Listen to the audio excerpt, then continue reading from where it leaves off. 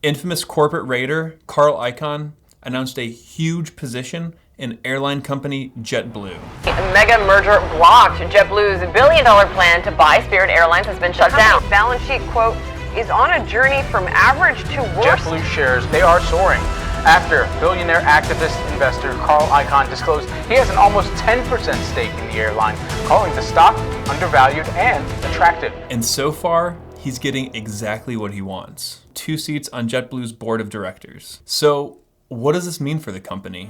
Well, the last time Icahn did an activist play on an airline was back in the 80s in a company called TWA. Icahn is the man who's been changing the face of American business with his threatened or actual takeovers of dozens of companies. Recently, he arranged a blockbuster deal to take over Trans World Airlines. The price is now close to $1 billion. Which you probably haven't heard of because he killed the company and made a lot of money for himself while doing so. So why did JetBlue's board welcome him in with open arms? Will history repeat itself, or is it different this time? In this video, we'll take a look at the possible reasons he bought so much of JetBlue and what this could mean for the company. This could give us an opportunity to learn how corporate activists strategize to help make us better investors. We'll also share some thoughts on the airline industry in general, which have proven to be value traps for many legendary investors, including the man himself, Warren Buffett. And then finally, we'll do some analysis to see if the company still could be a buy today. If you like in-depth investing analysis that goes way deeper than just about anywhere else on current business news, please like and subscribe. We release new videos weekly to keep you in the know. Anyway, let's bust into it. The question we should be asking ourselves as intelligent investors isn't what Carl Icahn bought, but rather why did Carl Icahn buy JetBlue? And this can be a little tricky to figure out. Because of SEC reporting requirements, we only get snapshots into institutional investors quarterly. And you can see it for this video right here. It's a long document because there's a lot of parties involved and it's a complex legal agreement. And outside of this 13F, he's been rather quiet. I couldn't find anything directly from Icahn or any of his representatives as to why they took a position in JetBlue. But in the 13F, the only thing he stated was that he saw the shares as undervalued and represented an attractive investment opportunity. So that's rather vague.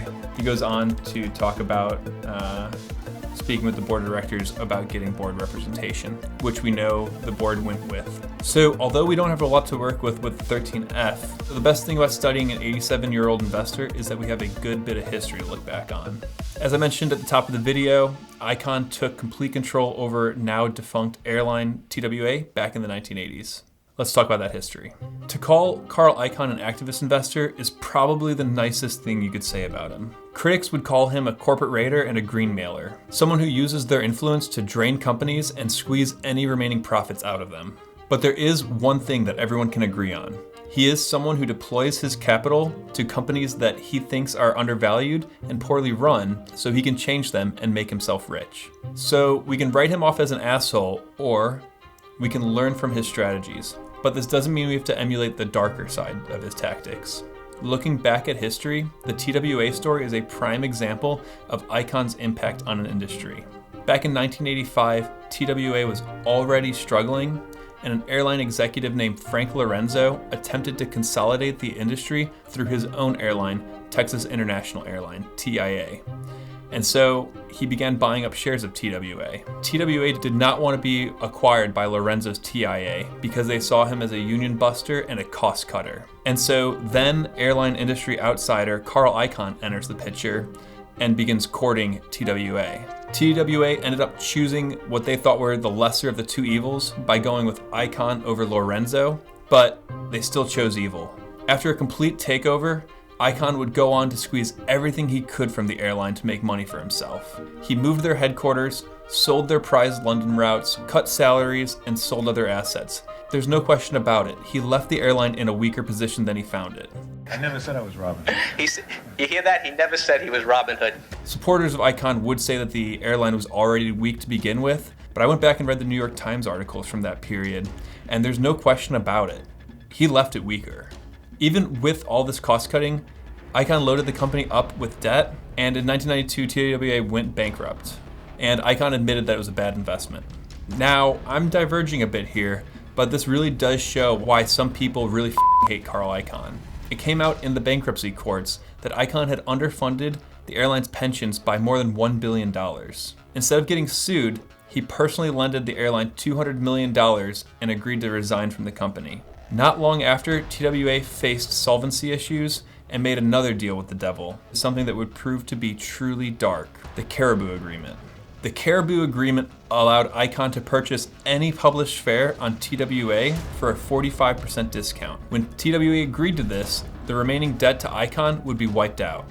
Unfortunately for TWA, this was the dawn of the internet, and Icahn came up with a plan. He created lowestfare.com to sell tickets directly to travelers. This venture was wildly successful for everyone except TWA, and the company died. With that historical context, let's do a little bit of analysis on JetBlue's current financial footing, as well as why the airline industry has been such a value trap for so many great investors. Okay, if we go into, they still haven't reported their 2023 annual report, so we are using quarterly reports here for those who pay attention. So if we pull up their annual report, we can go down to their income statement and we can look at their most recent results. So they grew revenue slightly by about $500 million. Their operating loss slightly decreased from $298 to $230 million. And then net loss was $310 million. Again, worse than 2021, but not as bad as 2022. They haven't listed their annual reports, but if you actually go to their SEC filings, you can see that they had their annual report out, the 10K. So this is actually my first time looking at it, and that kind of shows you that the company's operating shitty. I know that the balance sheet's not going to be good, and if we go up to the balance sheet, we can see that their total assets are $13 billion, which is only about an $800 million increase in assets from the year before. And then if we go to their liabilities, and the company is going to make it hard to read. If you go to Apple's balance sheet, it's really easy to read their balance sheet because they have good numbers to report. But if you look at JetBlue's, you can see that their total current liabilities is about $3.6 billion. Their long term's $4.4 billion, and deferred tax about another $500 million. If you add all that up, you get about $10.2 billion. So there's only about $3 billion, positive or book value, right? And we expected JetBlue to not be very financially healthy. If it was all sunshine and daisies, then there wouldn't be a corporate raider circling them. Even though the guidance that they announced was tepid, saying that off-peak demand is weak and that they'll be cutting some capacity, they just hired a new CEO and said they will be aggressively driving towards profitability. But all this goes to show that airlines are an incredibly tough business. Honestly, I wouldn't ever really consider them just because of how difficult of investments they really are. And they sing a bit of a siren song. They are a business that always has to keep running. It's essential. Air travel isn't going away anytime soon. And they have high revenue numbers, and they normally trade at really favorable multiples. The man himself, Warren Buffett, has fallen victim to the airlines a few times, calling himself an aeroholic. And each time he's entered the airline industry, he's regretted it. Buffett writes in his 1990 shareholder letter after he acquired a small airline called USA Air, "Since our purchase, the economics of the airline industry have deteriorated at an alarming pace, accelerated by the kamikaze pricing tactics of certain carriers. The trouble this pricing has produced for all carriers illustrates an important truth. In a business selling a commodity-type product, it's impossible to be a lot smarter than your dumbest competitor." What he's saying there is that airline travel is an undifferentiated product. You're not going to pay $100 more for a ticket on JetBlue as you would for USA Airs, or $500 more. They're beholden to many other things such as fuel costs, lot availability at airports, and other exogenous factors. If you want to really deep dive all of the pain Buffett has had in the airline sector, I'll include a link to an article from Yale that highlights each time in the annual letters he talks about the pain of getting into the airline industry. One of my favorite lines that he highlights is actually from his 2020 letter, in that he says, "Believe me, there's no joy in being a CEO of an airline, but the companies we bought are all well managed. They did a lot of things right. It's a very, very, very difficult business because you're dealing with millions of people every day. And if something goes wrong for just 1% of them, they are very unhappy. So I don't envy anybody the job of being a CEO of an airline, but I don't particularly enjoy being it in a period like this where essentially people have been told not to fly. This was after the coronavirus shut down travel. And that's the problem with airlines. It's an incredibly competitive industry where bankruptcies occur pretty frequently, but then the bankruptcy courts don't make the company cease operations. How many times has American Airlines filed for bankruptcy, or United, or Delta? And as Buffett said, air travel is an undifferentiated service, meaning you don't really care who you fly. Now that we have the historical context of Carl Icahn, as well as the current footing of JetBlue, as well as a little bit of an industry introduction, let's see what's going on and what Icahn is possibly up to. As we mentioned before, JetBlue and Spirit Airlines plan to merge together to offer a consolidated low-cost airline. Federal judge struck down this merger, and both companies are requesting expedited appeals from the appellate courts. My first thought when I started researching this video was that Icahn's strategy here could be what's called a special situation. Special situations are unique times such as a spin-off, merger, or restructuring that offers a quick way to turn a profit. Since there's an appeal out there, it seemed like it could be a reasonable bet that way. And this strategy isn't crazy. Even value investors like myself will invest in it. Warren Buffett does it all the time. His most recent example is his position in Activision Blizzard. One of the things I bought was bought for a different purpose by a different manager months earlier. He bought roughly 15 million shares of Activision, and I never paid.